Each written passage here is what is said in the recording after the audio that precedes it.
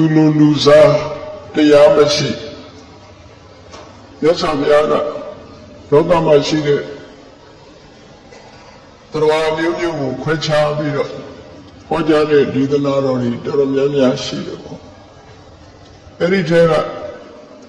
ဒီကနေ့အဝါစာနာတိဆိုတဲ့နာမည်ပေးထားတဲ့သုတ်တန်လေးတစ်ပုဒ်ဟောကြားဖို့နာကြားဖို့မှတ်သားကြဖို့ပဲ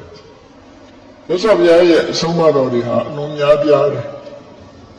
လောကမှာအချင်းချုပ်ပြောလိုက်မယ်ဆိုရင်ရှောင်ရမှာလေဆောင်ရမှာသို့မဟုတ်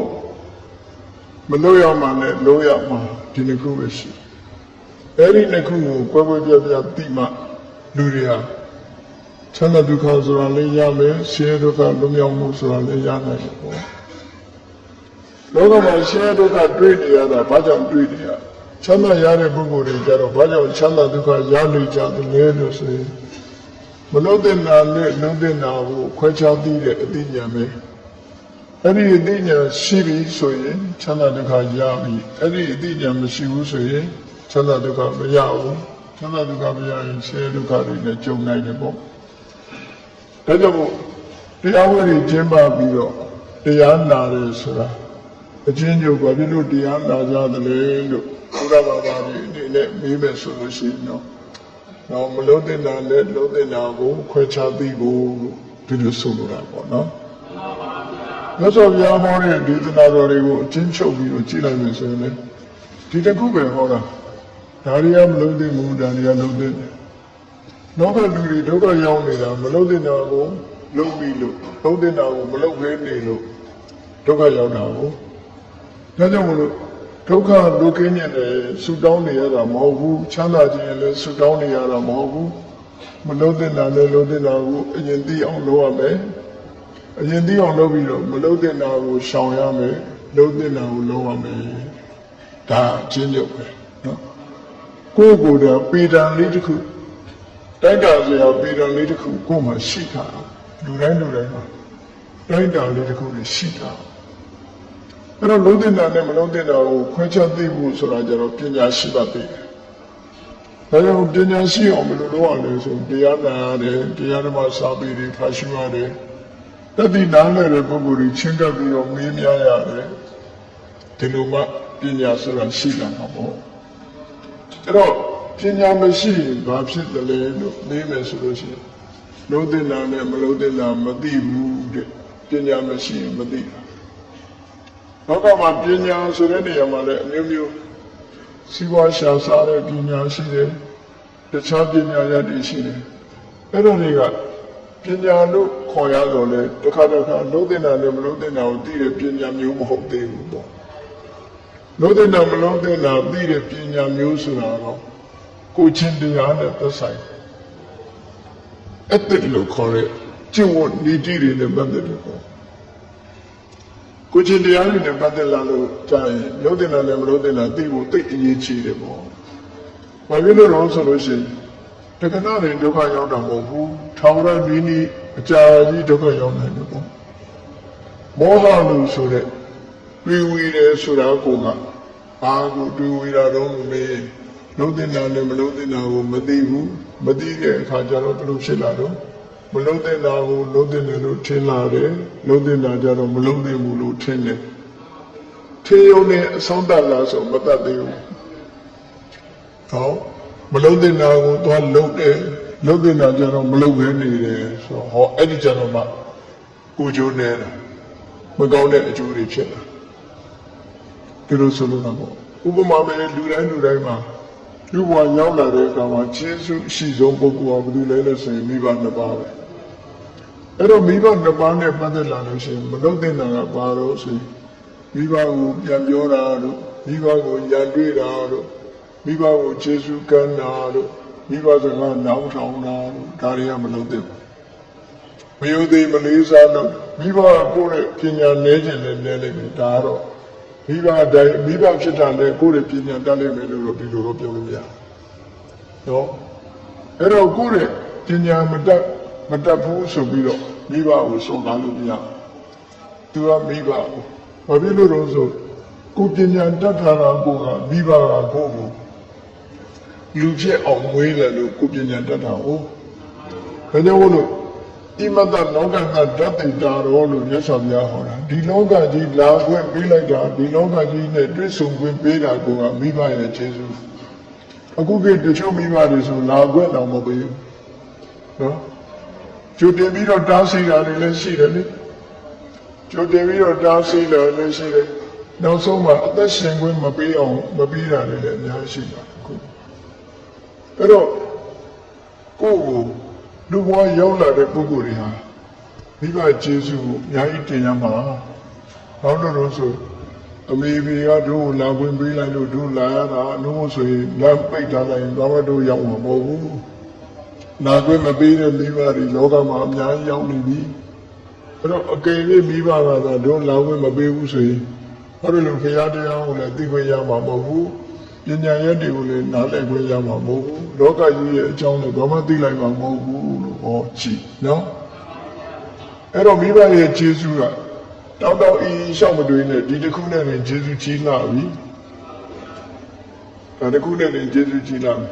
အဲ့လိုကျေးဇူးကြီးမားတဲ့မိဘကိုစော်ကားခြင်းဆိုတာလုံးဝမလုပ်သင့်ဘူးမြတ်စွာဘုရားကိုယ်တိုင်ကလည်းပဲမိဘဆိုမစော်ကားရဘူးဒါမလုပ်သင့်တာအဲ့ဒီလိုပညာရှိပြီဆိုရင်သိလာတဲ့အခါလုံးသင့်တာကြတော့ဘာလို့ဆိုလို့ရှိရင်မိဘကိုတတ်နိုင်တဲ့ဘက်ကနေပြီးတော့ကျေးဇူးတုံးချရမယ်။မိမစွမ်းရှိလာတဲ့မိဘတွေကိုပြုစုရမယ်ကျွေးမွေးရမယ်။နော်။ဆောင်းတော့အောင်နေမလို့ရဘူးမိဘနဲ့ပတ်သက်လာလို့ရှိရင်ကိုငယ်ငယ်တုန်းကသူတို့ကဆောင်းနေတာမဟုတ်ဘူး။ကိုရွယ်ရောက်တဲ့အခါကျကိုကဆောင်းနေလို့ရှိရင်မဟုတ်သေးဘူးနော်။အဲ့လိုဆောင်းတဲ့လူကကိုကြီးလာရင်ကိုသားသမီးကကိုပြန်ဆောင်းနိုင်မယ်အဲ့ချာ။ဒါသေးချာပေါ့ပဲ။ဒီဘဝတွေပဲဆောင်းခံရတဲ့လူတွေရှိတယ်လေ။ဘာလို့လဲဆိုကာလဝိပဲနောက်ပိုးတဲ့ဆိုချက်ချင်းအကျိုးပေးတတ်တယ်နောက်ဘဝမရောက်ခင်ကိုအကျိုးပေးတယ်မိဘကိုမယုံသေးတဲ့သားသမီးဟာသူ့လည်းသားသမီးရလာမှာရလာလို့ရှိရင်သူ့သားသမီးရလည်းသူ့ကိုမယုံသေးဘူးအဲ့လိုဖြစ်တတ်တယ်အဲ့တော့မိဘကိုပြုစုလုပ်ကြွေးခြင်းဟာလုပ်တဲ့တယ်မိဘကိုစော်ကားမော်ကားစစ်စင်းအောင်လုပ်ခြင်းအောင်မလုပ်သင့်ဘူးဟောမလုပ်သင့်တာကိုသိတယ်လုပ်သင့်တာကိုလည်းသိတယ်တီးတီးအတွက်ကြောင့်မလုပ်တဲ့တာကိုမလုပ်ဘဲနေရမယ်လုပ်တဲ့တာကြတော့လည်းမလုပ်ဘဲမနေရဘူးတော့ဒီလိုဆိုလိုတာပေါ့နော်ဒီမောဟကင်းသွားပြီဆိုရင်မလုပ်တဲ့တာနဲ့လုပ်တဲ့တာကိုခွဲခြားသိပြီးသိတဲ့အခါမှာမလုပ်တဲ့တာကိုရှောင်ရမယ်လုပ်တဲ့တာကိုတော့ဒီတစ်ခုဟာဓာတ်တူညီမြောက်အကျိုးဖြစ်ပေါ်စေတာဘယ်လိုလဲဆိုရင်မလုပ်တဲ့တာကိုလုပ်ခြင်းနဲ့လုပ်တဲ့တာကိုမလုပ်ခြင်းဒီတစ်ခုဟာလောကလူတွေကပြောကြတာဒီလူကတော့မလုံးတင်တာလုံးလို့ဒါကြောင့်မို့အပြစ်ရောက်တာလို့ပြောကြတယ်ဒီကောင်လုံးတင်ရတဲ့နဲ့မလုံးလို့ဆိုတာတော့သိမပြောကြနော်မလုံးတင်တာလုံးရင်အပြစ်ဖြစ်တယ်လို့ပဲလုံးတင်တာကိုမလုံးပဲနေရင်လည်းအပြစ်ပဲတဲ့ပြစ်ဖြစ်တာချင်းတူတူပဲဒါကြောင့်မို့လို့လူဘဝရောက်လာပြီဆိုရင်လူတိုင်းမှာရှောင်ရမှလည်းဆောင်ရမှလုံးရမှလည်းမလုံးရမှဒီတစ်ခုပဲရှိတယ်ပေါ့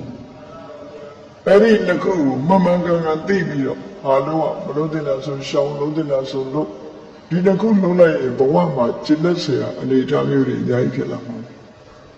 လောကလူတွေဒုက္ခရောက်နေတာမလို့တင်တာတွေလုံးလို့ဒုက္ခရောက်တာလုံးတင်တာကိုမလုံးလို့ဒုက္ခရောက်တာချမ်းသာနေကြတဲ့ပုဂ္ဂိုလ်တွေကမလို့တင်တာကိုရှောင်းလို့လုံးတင်တာကိုလုံးလို့ချမ်းသာနေကြတာလို့ဒီလိုဆိုတော့ဒါကဘုန်းကြီးတို့ကအလွတ်ပြောတာမဟုတ်စာရဲပေထဲမှာအမှန်မှတ်သားပြကောင်းတယ်။မြတ်စွာဘုရားရဲ့ဗိဒကစာပေကိုဖွင့်ဆိုတဲ့အထေရတီကာကျမ်းတွေမှာပါရေးထားလို့ဆိုအကတ္တဗာကရဏဝိယကတ္တဗာကရဏပိဒေါသောရိဒေါသောယေဝအကတ္တဗာကရဏအကတ္တဗာကရဏအကတ္တဗာဆိုမလုံးတဲ့တာကိုကရဏကလုံးတာအကတ္တဗာကရဏမလုံးတဲ့တာကိုလုံးချင်းဟာဘုံနောက်တစ်ခုကကတ္တဗာကရဏကတ္တဗာအကရဏလုံးတဲ့တာကိုမလုံးချင်းဟာအကတ္တဗာကရဏဝိယမလုံးတဲ့တာကိုလုံးချင်းနဲ့တူစွာဒေါသောအပြစ်ပဲဒီတစ်ခုတူတူပဲလို့ဆိုလို့ဟုတ်ကဲ့ လုံးတဲ့နာကိုမလုံးခဲနေခြင်းသည်မလုံးတဲ့နာကိုလှုပ်ခြင်းနဲ့တတ်တူညီမျှစွာမကောင်းကျိုးပေးနိုင်တယ်မဆိုအေးဒါကြောင့်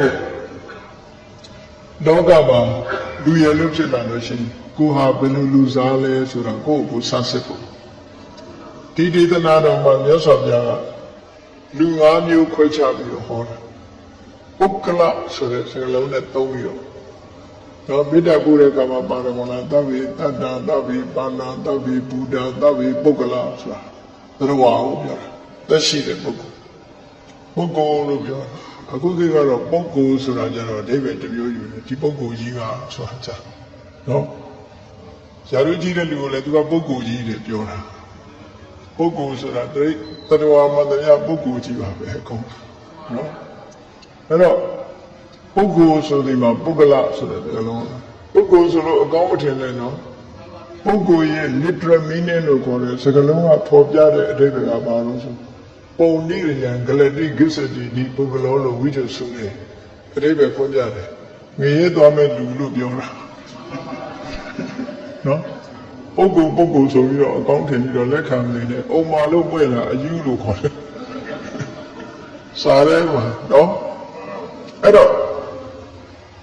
ပုဂ္ဂိုလ်လို့ခေါ်တဲ့အကောင်းကြီးမထင်တဲ့သူ့စကားလုံးကပုံနိရိယံဂစ္ဆတိဒီပုဂ္ဂလောလို့ဆိုတဲ့ဝိဇ္ဇအရာဆိုရင်တော့ရဲသွားမဲ့လူလို့ပြောတာဒါဘာလို့ပြောတာလဲဆိုသရဝါမန္တမြရဲသွားတဲ့လူကများတယ်လေဥပမာလူစေဦးရှိတဲ့တဲကဟိုရှက်ရှက်ပေါ်ပြောရင်တောင်မှပဲ9ဦးလောက်ကပဲရဲသွားတာ3ဦးလောက်ပဲကြံမယ်ခွဲလို့မရလို့ဒါအမှန်ကတော့နော်နှစ်ဦးခွဲလောက်ပဲနေတက်ပြေရောက်အဲ့တော့သွားတာများလို့ဆိုရဲသွားတာအပေသွားတာတွေကများတယ်ဒါမို့စာပေကျမ်းကမဆိုတာ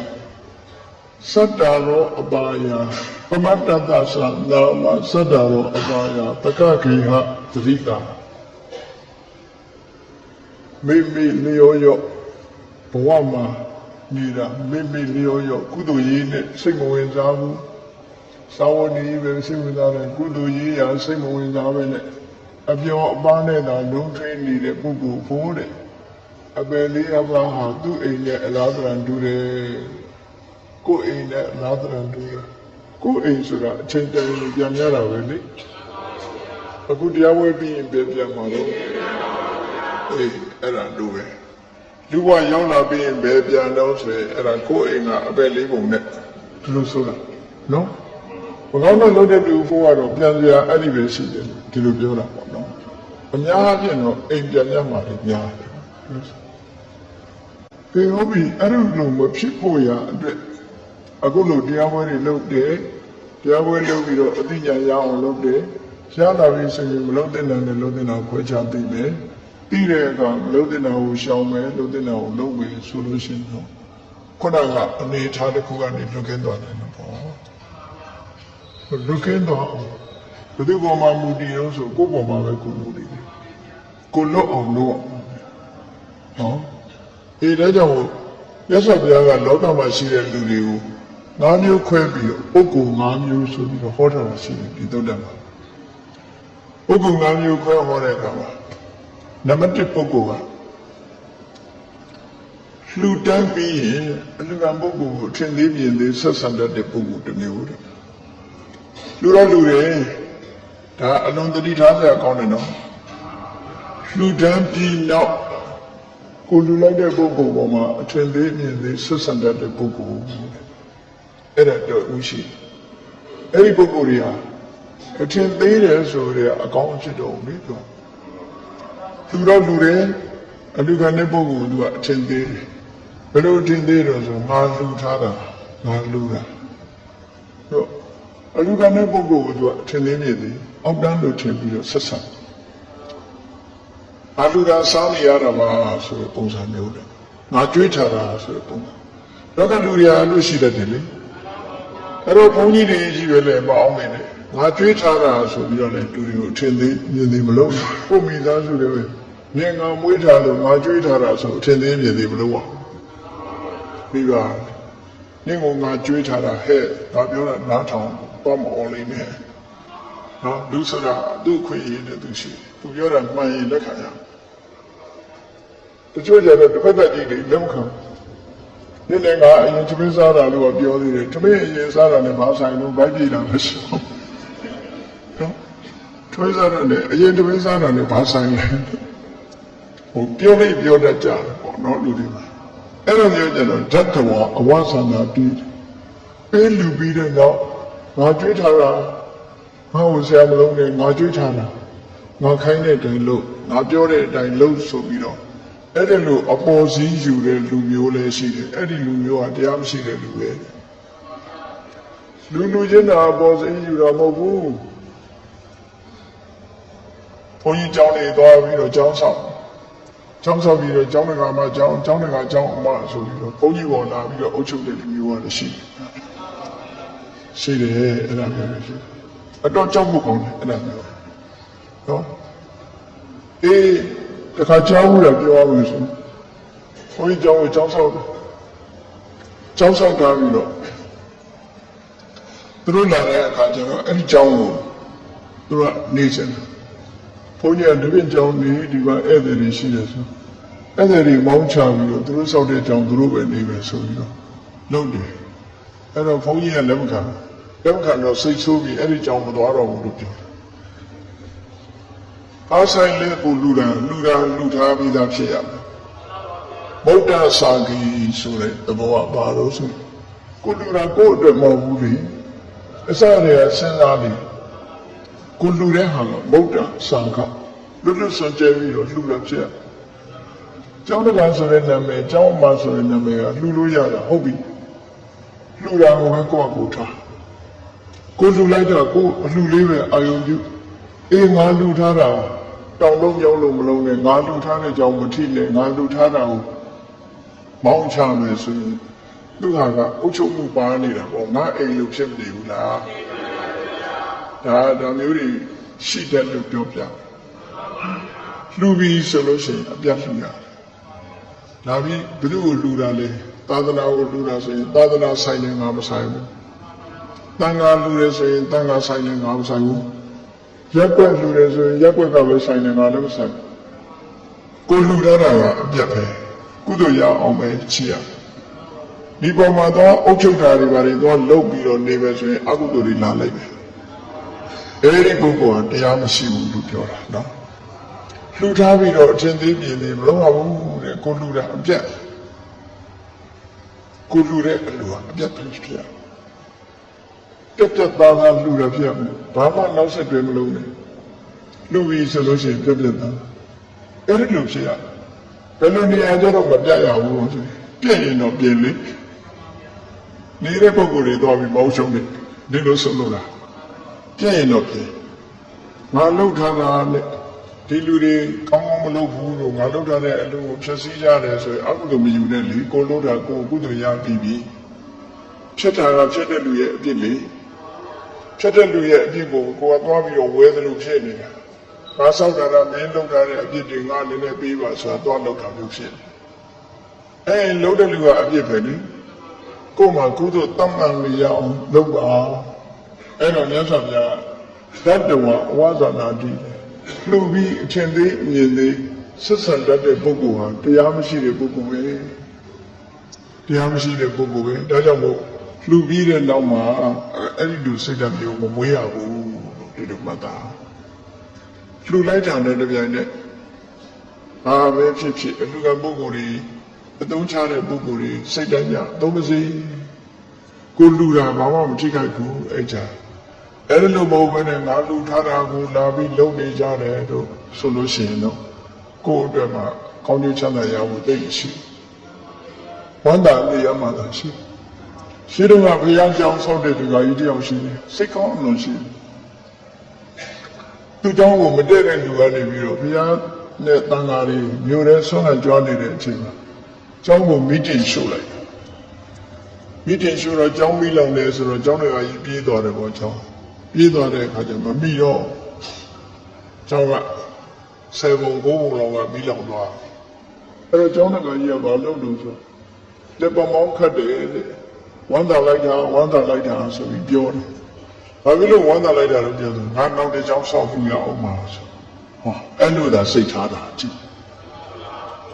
အဲ့လိုစိတ်ထားတာဟာပြက်ပြက်သားသားလှူတာဖြစ်လို့သာဖြစ်တယ်ပေါ့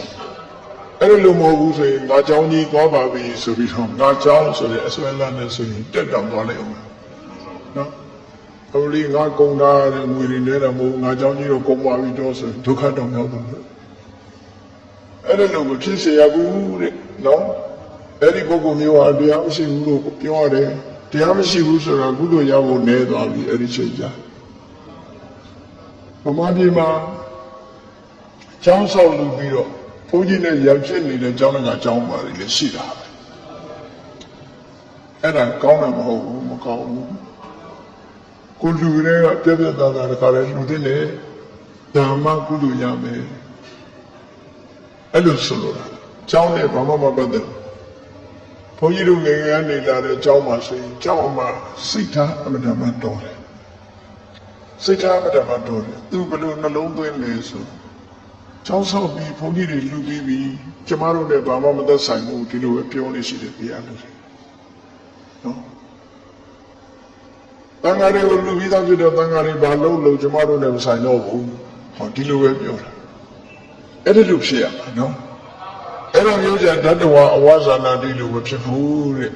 ဟောအဲ့ဒီလိုမဖြစ်စေရဘူးဒါတစ်ခုနောက်ဒုတိယပုဂ္ဂိုလ်မျိုးကြတော့ဘယ်လိုပုဂ္ဂိုလ်မျိုးတော့ဆိုရင်တဝါတိနာအဝါဇာနာတု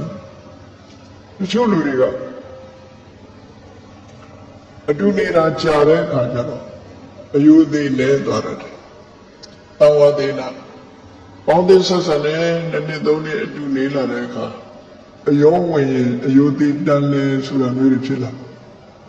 အဝေးရလူတွေကတော့ယုသိလေးစားလိုက်ကြတာသူကြတော့အယုသိလေးစားမှုမရှိတော့အယောဝင်အယုသိတန်သွားတယ်ဆိုတာမျိုးရှိတတ်သေးတယ်နော်အဲ့ဒီပုဂ္ဂိုလ်ကြတော့ဘာလို့ဆိုတန်ဝါတိနာအတူနေခြင်းကြောင့်အဝါစာနာတိအထင်သေးမြင်သေးလုပ်တဲ့ဆက်ဆံတဲ့ပုဂ္ဂိုလ်မျိုးတဲ့အဲ့ဒီပုဂ္ဂိုလ်မျိုးလည်းတရားမရှိတဲ့ပုဂ္ဂိုလ်လို့ခေါ်တယ်အတူနေသည်ဖြစ်စေလေးစားမဲ့ပုဂ္ဂိုလ်ဆိုတာအတူနေသည့်အတွက်ကြောင့်မလေးစားရဘူးလို့ပြောရတာမဟုတ်ဘူးအတူနေရင်ပုံလေးစားရဒါလို့ဆိုလိုတာအတူနေရင်လည်းလေးစားရမှာပဲဖြစ်တယ်တချို့ကြတော့အတူနေခြင်းကိုအကြောင်းပြုပြီးတော့လေးလေးစားစားဆက်ဆံမှုမရှိတော့ဘူးတဲ့အဲ့ဒါလေအတူနေပြီးတော့အထင်သေးမြင်သေးတဲ့ပုဂ္ဂိုလ်ဟာလည်းပဲတရားမရှိတဲ့ပုဂ္ဂိုလ်ပဲလို့ရသော်ဗျာဒီလိုဟောတယ်နော်ဒါကဒုတိယမြောက်ပုဂ္ဂိုလ်တတိယမြောက်ပုဂ္ဂိုလ်ကြတော့ဘာလို့ဆိုအာဒေယဘုခောဆိုအဲ့ဒီပုဂ္ဂိုလ်ကဘယ်လိုပုဂ္ဂိုလ်မျိုးလို့ဆိုသူများကနေပြီးတော့နော်ဒီပုဂ္ဂိုလ်တယောက်ကနေပြီးတော့တခြားပုဂ္ဂိုလ်တယောက်ရဲ့ချီးမွမ်းစကားကိုပြောတာပဲဖြစ်စေကြည့်ရစကားကိုပြောတာပဲဖြစ်စေအလွယ်တကူမှတ်ယူပြီးတော့ထားတတ်တဲ့ပုဂ္ဂိုလ်မျိုးပေါ့ဘယ်သူကလာပြောချီးမွမ်းရင်လည်းအရမ်းယုံလိုက်တာပဲကြည့်ရရင်လည်းအရမ်းယုံလိုက်တာအဲ့ဒီပုဂ္ဂိုလ်မျိုးကလည်းလောကမှာအလွန်များတယ်လေသူများပြောတဲ့ဟာနဲ့ဘယ်သူကတော့ဘယ်လိုလဲဆိုလို့ရှိရင်ဟောလက်ခံလိုက်ဘယ်သူကတော့ဘယ်လိုတော်တာလဲဆိုလို့ရှိရင်လက်ခံလိုက်ပြန်အေးဘယ်လိုတော်တာလဲဆိုတဲ့နေရာမှာတကယ်တော်တာဟုတ်ကဲ့လားလို့စဉ်းစားမှုမရှိတော့တစုံတစ်ယောက်ကနေကြဲရှုံးကြပြီးအပြစ်တွေပြောသွားလို့ရှိရင်လေသူပြောတဲ့အတိုင်းတကယ်အပြစ်ရှိတာဟုတ်ကဲ့လားဒီလိုသာရှိရမယ်လေအမှန်တိုင်းကအပြောနဲ့လက်ခံလွယ်တဲ့ပုဂ္ဂိုလ်မျိုးဟာအာဒေယမုခလွယ်လွယ်ကူကူနဲ့ပြောလိုက်တဲ့စကားကိုလက်ခံမှတ်ယူတဲ့ပုဂ္ဂိုလ်မျိုးဟာလည်းပဲလူကောင်းမဟုတ်ဘူးတရားရှိတဲ့ပုဂ္ဂိုလ်မဟုတ်ဘူးတဲ့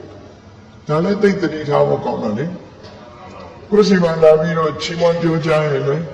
ပြောကြတဲ့အတိုင်းအကုန်လက်ခံရတာမဟုတ်ဘူးကိုယ်တိုင်သိအောင်လုပ်ရှင်းလို့ဆိုလို့ရှိရင်မြတ်စွာဘုရားရဲ့ဂုဏ်သတင်းဟာအလွန်ကြီးတယ်ဘုရားတော်မှာတော့အလွန်ကြီးတဲ့ပုဂ္ဂိုလ်စီကိုပညာတတ်ဗြဟ္မာယုဆိုတဲ့ပုံသားကြီးက သူလည်းကဘာမှာသူ့ဒေသသူ့ဧရိယာမှာအလွန်နာမည်ကြီးတဲ့ဆရာကြီးသူတပည့်တွေကြောင့်များစွာနဲ့နေတာမြတ်စွာဘုရားဂုံသတင်းတွေအလွန်ကြီးတယ်အလွန်ကြီးတဲ့ဂုံသတင်းကိုမစူးစမ်းမစင်ကြင်မဲနဲ့ဘုရားစီသွားပြီးတော့ဒီဂုံသတင်းကြီးလို့ဆိုပြီးတော့သွားပြီးကြောတာမျိုးမလုပ်ဘူးကွာဘာလုပ်လဲသူတပည့်တယောက်ကိုလွှတ်လိုက်တယ်ကြော်တဲ့အတိုင်းဟုတ်ကလားနော်ဘုရားတော်ဆုံးသမ်းတာနော်အဲ့လိုဖြစ်ရကြော်တဲ့အတိုင်းဟုတ်ကဲ့တချို့ကြော်တော့ကြော်တယ်မတော်တာတွေအများကြီးရှိတယ်ကြော်ညာလို့ကြော်တာလည်းရှိတယ်လေကြော်အောင်ညာလို့ရှိရင်လည်းကြော်တတ်တယ်နော်ကြော်ညာဆိုတဲ့အခေါ်သိတယ်မို့လားဟာတယ်လို့ကြော်အောင်ညာတယ်ဆိုတော့နောက်ကညာပါတယ်နော်အဲ့ဒါတတိထားကြော်အောင်ညာမှကြော်ညာတယ်ဆိုတာဖြစ်သွားတယ်အဲ့တော့စဉ်းစားကြည့်ဖို့ရအဲ့ဒီလိုပညာရှိပုဂ္ဂိုလ်ကြီးတွေဟာဘုရားဆိုဘုရားတို့ပုဂ္ဂိုလ်ရဲ့ဂုဏ်သတင်းတောင်မှပဲအလွယ်တကူလက်မခံဘူးသူတစ်ပည့်တယောက်ကိုဆင်လွတ်တယ်ရဟန်းဂေါရမသိနာမည်ကြီးတယ်သွားပြီးတော့မေလေးလာကဘာလို့လေးလာသူ့ရဲ့ရုပ်လက္ခဏာကိုရဲ့အခက်ခက်လူဆိုတာရုပ်ရည်ပေါ်မှာတော်တော်များများပြတယ်အင်္ဂယုတ်ကောင်းသလားမကောင်းဘူးလားဆိုတာရှိလူကြီးတွေဒါအခက်ခက်တယ်နော်လူဟာ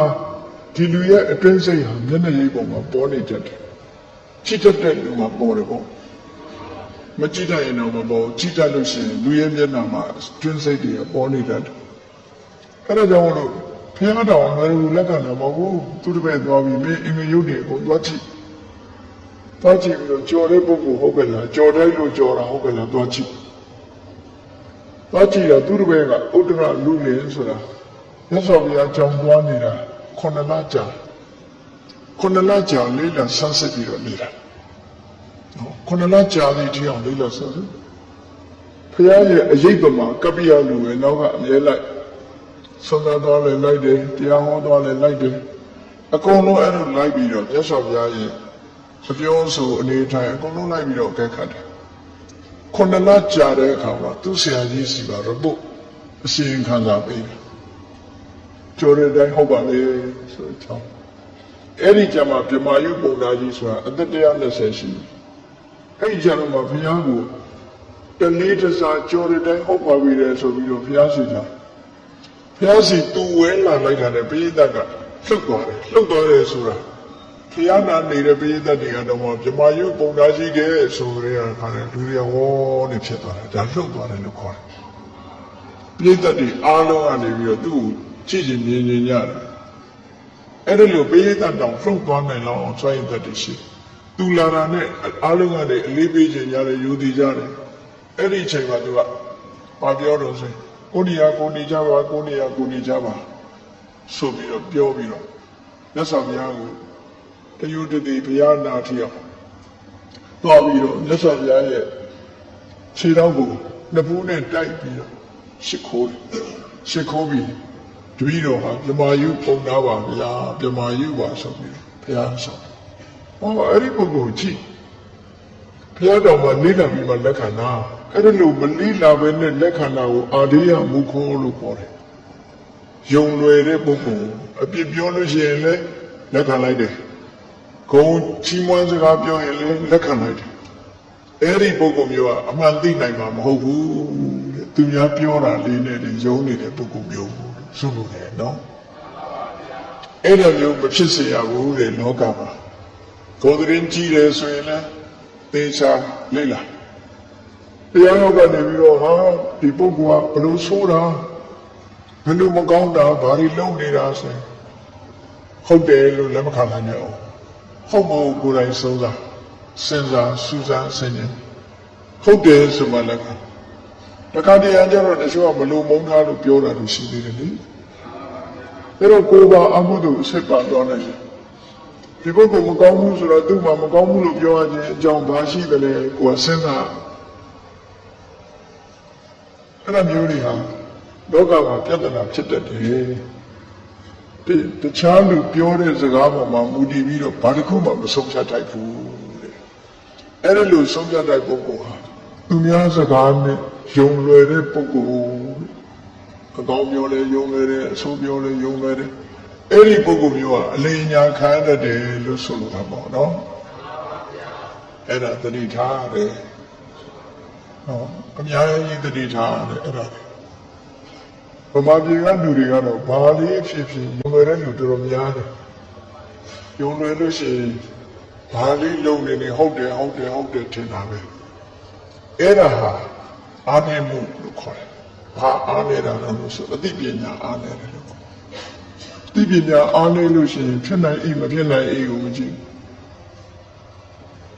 ဖြစ်နိုင်တာမဖြစ်နိုင်တာတွေလက်တွေ့ကြတာမကြတာတွေဘာတစ်ခုမှမစဉ်းစားဘူး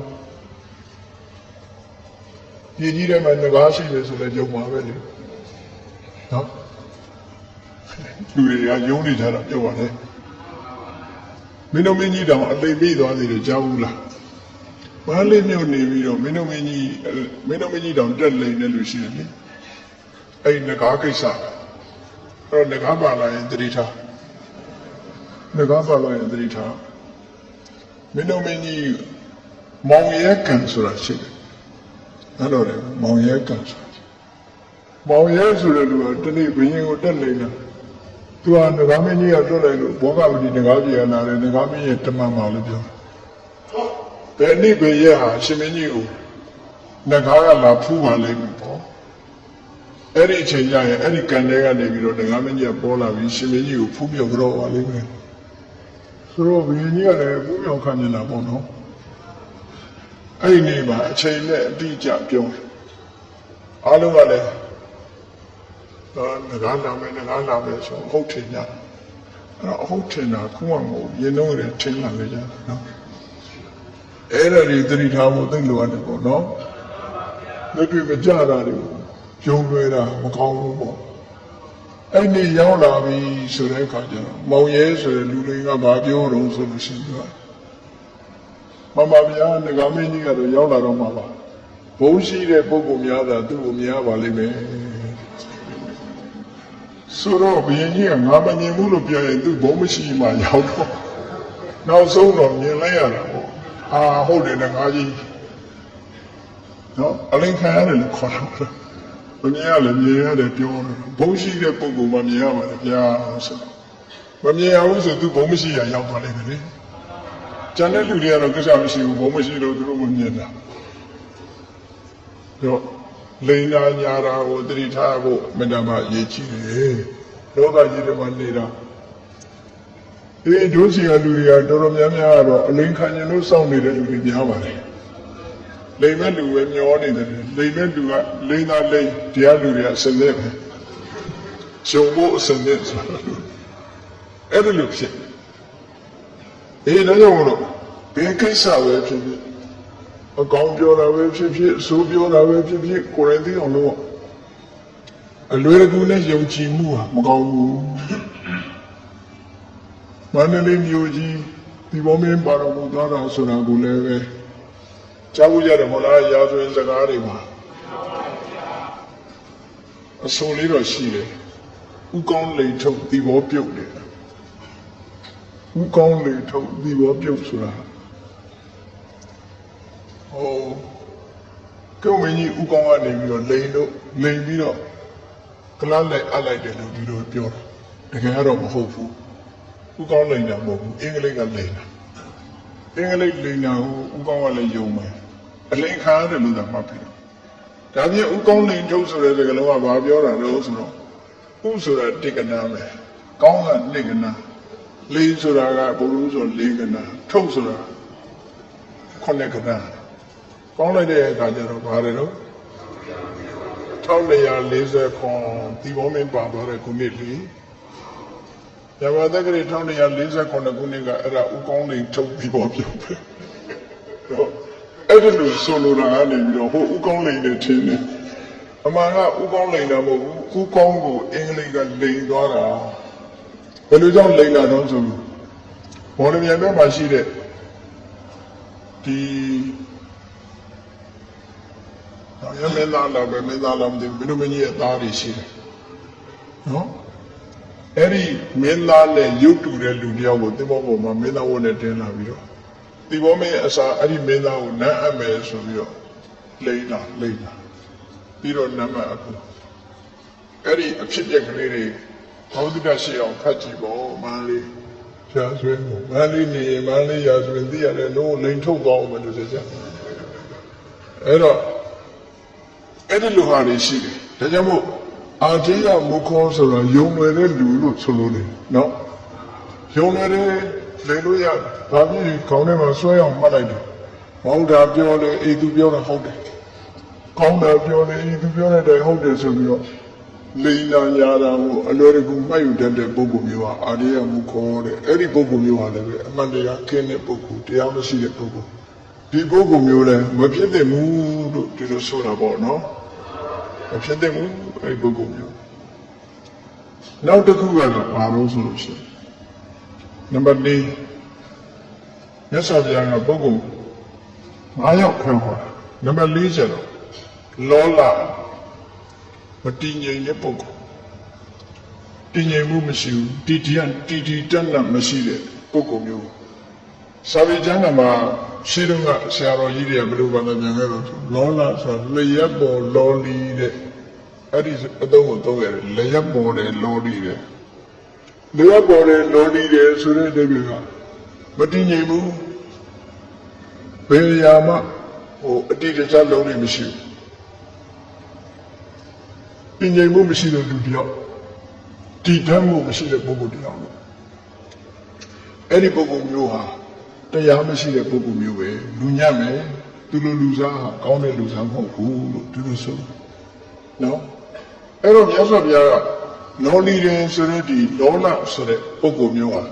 မတည်ငြိမ်တဲ့ပုဂ္ဂိုလ်မတည်ကြည်တဲ့ပုဂ္ဂိုလ်ဆိုတာဘယ်လိုပုဂ္ဂိုလ်မျိုးတော့လို့ဆိုတော့သူကဣတ္တရတ္ထောယုံကြည်မှုကလည်းအချိန်တိုတောင်းတယ်စိတ်ထဲမှာဘုရားတရားကိုယ်ဝယ်တယ်ယုံကြည်တယ်ဆိုခဏပဲဓမ္မယုံလာဘုရားတက်တယ်ဘုရားရှိခိုးတယ်ဆိုတရက်နှစ်ရက်ပဲဒါပဲနောက်ထပ်မလာတော့ဟိုယုံကြည်မှုကမဆွဲမြဲဘူးလို့ပြောတယ်ဆွဲမြဲလောက်တာမဟုတ်ဘူးအခုဒီ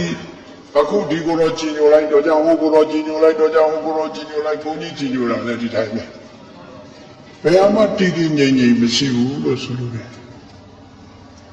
အဆိုးကအကောင်းဆုံးကြောင်းကျိုးလဲခိုင်ခိုင်မာမာဆုံးဖြတ်နိုင်စွာမရှိတော့ရှောက်ပြီးတော့ပြောင်းလဲနေတတ်တဲ့ပုဂ္ဂိုလ်မျိုးဣတ္တရတ္တောယုံကြည်ချက်ကတူလောင်းတဲ့ပုဂ္ဂိုလ်မျိုးဟာတဲ့လော်လီတဲ့ပုဂ္ဂိုလ်ဒီလိုခေါ်နောက်တစ်ခုကျတော့ဘာလို့ဆိုရင်ဣတ္တရဗတ္တိ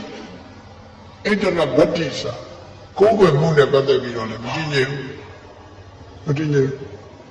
အခုဘုရားဘာသာဖြစ်လိုက်တော့ကြခရစ်ယာန်ဖြစ်လိုက်တော့ကြဘာသာဝင်ဖြစ်လိုက်နဲ့ကိုယ်ွယ်မှုလားအခုအရှင်ကြီးကိုယ်ွယ်လိုက်တော့ကြကိုကြီးကျော်ကိုယ်ွယ်လိုက်ပေါ့နော်အဲ့ဒါလိုပေါ့မတည်ငြိမ်ဘူးလို့ဆိုတယ်ဣတ္တရဗတ္တိသူကိုယ်ွယ်ရင်လည်းခဏပဲ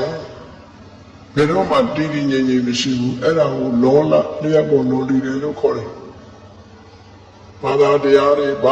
ဆိုရင်ကိုယ်ွယ်လိုက်ဒီကိုယ်ွယ်လိုက်အဲ့လိုနောက်တစ်ခုကတော့ဣတ္တရပေမောပြည့်စုံခြင်းတွေ့ကြတဲ့အခါမှာလေသူကတကယ်ချင်းဆိုပြီးတော့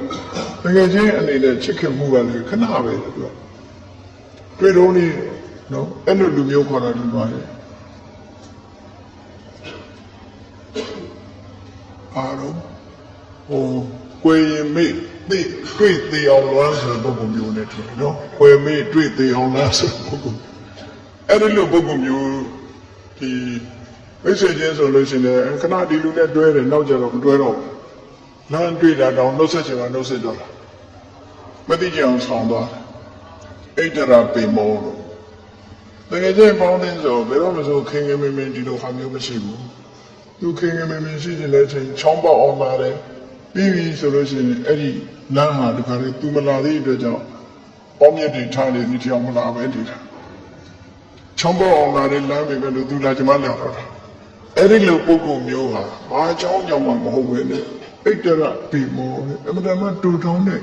ခင်မင်မှုရှိတဲ့ပုဂ္ဂိုလ်မျိုးအဲ့ဒါကိုလက်ပေါ်လုံးလေးဟောအိမ်တော်ခဏပြောင်းတဲ့ပုဂ္ဂိုလ်တွေလည်းပါတော့တယ်ဣတ္တရပေမောဆိုနော်အဲ့ဒီလိုမျိုးတွေရှိတတ်တယ်ပေါ့နော် နောက်တစ်ခုကတော့အိဋ္ဌရပတာတော်စိတ်ကြည်နမှုစိတ်ကြည်တယ်ဆိုတာလည်းခဏပဲကြည်တဲ့အချိန်နဲ့မကြည်တဲ့အချိန်မကြည်တဲ့အချိန်ကများနေတယ်သူစိတ်ကောင်းရှင်တော့ကြည်ပြီးစကားတွေကိုပြောလိုက်တာမကြည်ဘူးဆိုရင်မှုံတုံပြီးတော့နေတယ်နော်အဲ့ဒီလိုပုံကူမျိုးကလည်းလောကကြီးမှာရှိသေးတယ်အဲ့ဒီပုံကူမျိုးကိုလောလလို့ခေါ်တယ်မတည်ငြိမ်ဘူးအကောင်းလည်းမတည်ငြိမ်ဘူးအဆိုးလည်းမတည်ငြိမ်ဘူးဘယ်ရာဝဲဖြစ်ဖြစ်တည်ငြိမ်တဲ့အနေအထားမရှိဘူးအကောင်းဘက်ကအခုမတည်ငြိမ်တာတွေကိုဖော်ပြထားတာနော်အဲ့ဒီပုဂ္ဂိုလ်မျိုးလောလလျှက်ပေါ်လိုနေတဲ့ပုဂ္ဂိုလ်မျိုးဒီလိုပုဂ္ဂိုလ်မျိုးကလည်းလောကမှာရှိသေးတယ်တဲ့အဲ့လိုလူစားမျိုးကလည်းတရားမရှိတဲ့လူမျိုးပဲဖြစ်မယ်ဒီလိုပြောတာနော်ဟောနောက်ဆုံးတစ်ယောက်ကြတော့ဘယ်လိုတော့ဆိုလို့ရှိရင်ဒါပို့ရေးကြည့်တဲ့ပုဂ္ဂိုလ်တယောက်နောက်ဆုံးပုဂ္ဂိုလ်တယောက်ကြတော့သူကမန္တောမောမှုဟောတဲ့မန္တဆိုတာပညာဉာဏ်ထိုင်းပိုင်းတယ်နှုတ်နေတယ်ဉာဏ်လေးတယ်မောမှုကတွေးဝေးတယ်ဉာဏ်ထိုင်းပြီးတော့တွေးဝေးတဲ့ပုဂ္ဂိုလ်ဆိုတာအတိညာအားနေတဲ့ပုဂ္ဂိုလ်မျိုးအဲ့ဒီပုဂ္ဂိုလ်မျိုးကဘယ်လိုပုဂ္ဂိုလ်မျိုးလို့ဆိုဒါကုသိုလ်လားဒါအကုသိုလ်လားဆိုတာမသိဘူးတဲ့ကုသိုလ်အကုသိုလ်ဆိုတာမသိဘူးသူကနောက်တစ်ခုကအပြစ်ရှိသလားအပြစ်ကင်းသလားဆိုတာဒါကိုလည်းမသိဘူးအပြစ်ရှိသလားအပြစ်ကင်းသလားလည်းမသိဘူးဒီလိုပုဂ္ဂိုလ်မျိုးပေါ့နော်နောက်တစ်ခုကတော့အကောင်းလားအဆိုးလားဆိုတာလည်းမသိဘူးအဖြူအမဲလည်းမသိဘူးဖြူမဲဆိုတာမလုံးတင်တာနဲ့လုံးတင်တာကိုပြောတာနော်ခုနပြောရတဲ့မလုံးတင်တာနဲ့လုံးတင်တာကိုမသိဘူးဒီပုဂ္ဂိုလ်ကဥပမာမိဘနဲ့ပတ်သက်ပြီးတော့ဆောင်းကားတာမလုံးတင်ဘူးမိဘကိုပြစ်မထားသင့်ဘူးမိဘကိုကျွေးမွေးသင့်တယ်ဆိုတာအဲ့ဒါကိုသူမသိဘူးမိဘဆိုတာပြန်ပြီးတော့မအော်ရဘူးဆိုတာလည်းသူမသိဘူးနော်အဲ့ဒီလိုလုံးတင်တာနဲ့မလုံးတင်တာရက်ွက်တစ်ခုကနေတယ်ဆိုလို့ရှိရင်ရက်ွက်အများကောင်းကျိုးလုံးတင်တယ်ဆိုလုံးမလုံးတင်တာကြောင့်မလုံးနဲ့လုံးတင်တာလုံးကိုယ်ပတ်ဝန်းကျင်ကိုယ်အတိုင်းဝိုင်းထဲမှာကိုလုံးတင်တာနဲ့မလုံးတင်တာဆိုတာချစ်ချင်းပြီးတော့လုံးတင်တာတွေကိုလုံးအောင်ကုသိုလ်အောင်သူသိရမယ်အရေးကြီးဆုံးကတော့ကုသိုလ်အောင်သူအလုံးသိကြတဲ့အတိုင်းသူများအသက်တတ်တာအကုသိုလ်သူများဥစ္စာခိုးတာအကုသိုလ်သူတော်ဘာသားများပြစ်မှားတာအကုသိုလ်အဲ့ဒီသုံးမျိုးကရှောင်တာကုသိုလ်ဒါကုသိုလ်အကုသိုလ်သိတယ်လို့လည်းပြောလို့ရှိရင်လိန်ပြောတာအကုသိုလ်ဂုံးတိုက်တာအကုသိုလ်ဆဲတာရေးတာအကုသိုလ်အကျိုးမရှိတဲ့စကားတွေပြောတာကအကုသိုလ်မင်္ဂလာပြောတယ်ညီညွတ်အောင်ဟောပြောပြီးတယ်ရှင်ကျေးလိမ္မာစွာပြောတယ်ကောင်းကျိုးချမ်းသာပေးနိုင်တဲ့စကားမျိုးတွေကိုလည်းပြောတယ်အဖြတ်စကားတွေကိုမပြောဘူးဆိုရင်ဟောတာကုသိုလ်ဒုစရိုက်နဲ့ပြောတာနော်နောက်တစ်ခုကသူများပစ္စည်းကိုကိုယ်ပစ္စည်းဖြစ်လို့တဲ့လောဘနဲ့တွေးကြံတာတပည့်သားတယောက်ကိုပြက်လို့ပျက်စီးဒီလူပျက်စီးသွားရင်ကောင်းပါပဲဒီလူထောင်ကျသွားရင်ကောင်းပါပဲဒီလူနလမထူနိုင်ရင်ကောင်းပါပဲဆိုပြီးတော့အဲ့ဒီပုဂ္ဂိုလ်တယောက်ရဲ့ပျက်စီးမှုကိုကြံတွေးတဲ့ဒေါသဖြာပါတာနောက်တစ်ခါကံရဲ့အကျိုးကိုညှင်းပယ်တဲ့ကံရဲ့အကျိုးကိုညှင်းပယ်တဲ့နတ္ထိကဒိဋ္ဌိမှားရတဲ့အမြင်အဲ့ဒီသုံးခုဟာအကုသိုလ်သူများပစ္စည်းကိုကိုယ်ပစ္စည်းဖြစ်လို့မှုဘယ်တော့မှမရှိဘူးသူများပစ္စည်းကသူများပစ္စည်းပဲလူတယောက်ပေါ်မှာစိတ်ဆိုးခြင်းဆုံးပဲသို့တော်ဒီလူသေသွားပါစေဆိုတဲ့အတွေ့မရှိဘူးပျက်စီးပါစေဒုက္ခရောက်ပါစေဆိုတဲ့အတွေ့မရှိဘူးမေတ္တာထားနိုင်တယ်ကံတရားရဲ့အကျိုးတရားတွေကိုလက်ခံတယ်အဋ္ဌိကဒိဋ္ဌိကံရဲ့အကျိုးကိုလက်ခံတယ်အဲ့ဒါကုသိုလ်လို့ခေါ်တယ်ဒါအချမ်းမြတ်အပြင်ပြောလို့ဆိုရင်ကုသိုလ်အကုသိုလ်ကိုအဲ့လိုမှတ်ရအောင်နောက်တစ်ခုအခြေခံနဲ့ပြောလို့ဆိုရင်လောဘသည်အကုသိုလ်အလောဘသည်ကုသိုလ်ဒေါသသည်အကုသိုလ်အဒေါသဆိုတဲ့မေတ္တာသည်ကုသိုလ်မောဟသည်အကုသိုလ်အမောဟသည်ကုသိုလ်လို့ဟောကုသိုလ်အကုသိုလ်သိရ အဲ့ဒါတော့လေးမှမသိဘူးဆိုလို့ရှိရင်အခုနံပါတ်5အမျိုးအစားဖြစ်တဲ့မန္တဉာဏ်ထိုင်းတဲ့ပုဂ္ဂိုလ်မောမှုဟာတွေ့ဝေတဲ့ပုဂ္ဂိုလ်မျိုးဆိုတာမျိုးဖြစ်နေတယ်အဲ့ဒါလိုလူစားမျိုးဟာလူသားဖြစ်နေတယ်အမှန်တမ်းတန်ဖိုးနေတဲ့လူသားမျိုးဖြစ်တယ်အဲ့လိုလူသားမျိုးဟာတရားမသိဘူးတဲ့ဒါကြောင့်မို့လို့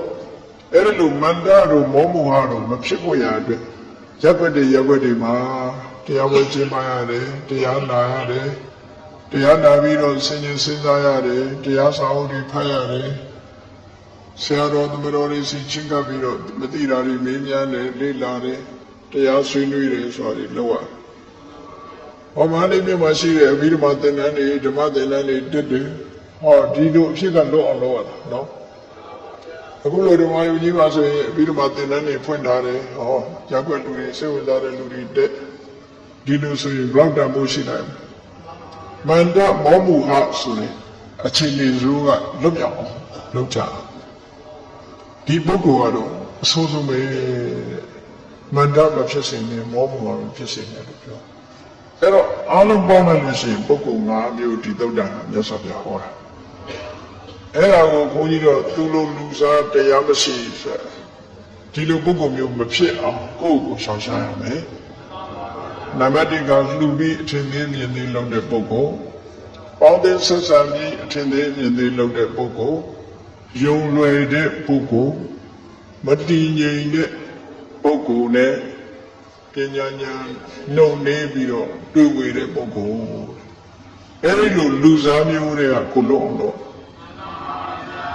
နော်ကိုလူပြီးတော့ထင်သေးတာမျိုးမလုပ်ရဘူးအတူတူကနေသည့်အတွက်ကြောင့်လေးစားပဲပုဂ္ဂိုလ်မှာထင်သေးတာမျိုးမလုပ်ရဘူးပြောလွယ်တယ်ယုံလွယ်တယ်ဆိုတာမျိုးမဖြစ်စေရဘူးကိုယ့်ကိုတီတီငြိမ်ငြိမ်ပဲဟာပဲဖြစ်ဖြစ်တီတီတတ်တတ်ဆုံးဖြတ်ချက်ခိုင်ခိုင်မာမာနဲ့ရှိရမယ်အသိဉာဏ်ရှိအောင်လုပ်ကြရမယ်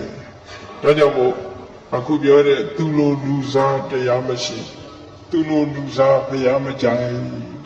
ဘုရားလည်းကြိုက်မှာမဟုတ်ဘူးအဲ့တော့သူလိုလူစားတရားမရှိတာနဲ့တည်းနဲ့ဒီပုဂ္ဂိုလ်ဟာကောင်းကျိုးချမ်းသာရနိုင်မှုရမရှိဘူးတဲ့အဲဒါကြောင့်တရားချက်ကင်သူတော်စင်ပြိဿအပေါင်းတို့ဘုရားမြတ်စွာဟောကြားတော်မူခဲ့တဲ့အဝါစာတန်ဒီတုတ်တန်မှာလာတဲ့လူစားသူလိုလူစား5မျိုးကနေပြီးခလုတ်အောင်ကိုယ့်ကိုရှောင်ရှားပြီးတော့တန်ဖိုးရှိတဲ့လူသားမျိုးဖြစ်အောင်ကိုယ်ပိုင်ကြိုးစားကြရမှာဖြစ်တယ်လို့တတိထားပြီးတော့ကောင်းမြတ်တဲ့ပုဂ္ဂိုလ်မျိုးအစားဖြစ်အောင်ကြိုးစားအားထုတ်နိုင်ကြပါစေကုန်သတည်း